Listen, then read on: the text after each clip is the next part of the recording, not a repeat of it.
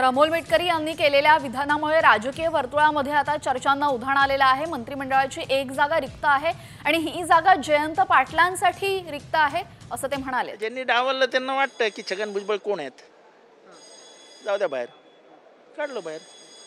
त्यांच्यावरती अन्याय झाला असं वाटतं? 100%।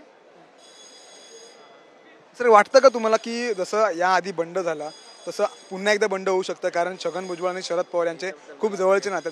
याच्याबद्दल काही बोलायचं नाही का आता।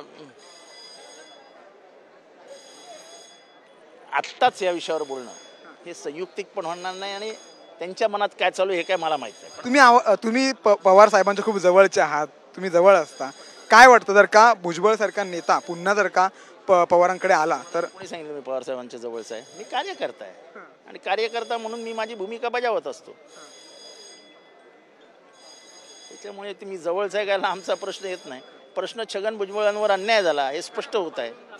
बरं, शेवटचा एक महत्त्वाचा प्रश्न, अमोल मिटकरीने असा तो वक्तव्य केलेलं आहे की महायुतीमध्ये एक मंत्रिपद हे रिकामा राहिलेलं आहे आणि ते मंत्रिपद हे जयंत पाटलांसाठी ठेवलं आहे। जयंत पाटील या आधी येणार होते, तेव्हा देखील त्यांच्यासाठी मंत्रिपद खाली ठेवलं होतं, मात्र लोकसभेला महाविकास आघाडीला चांगलं जनमत मिळालं, त्यामुळे त्यांनी विषय बदलला, भूमिका बदलली। आता देखील त्यांच्यासाठी एक मंत्रिपद रिकामं ठेवलंय आणि ते नक्की महायुतीमध्ये येतील असं म्हटलं त्यांनी।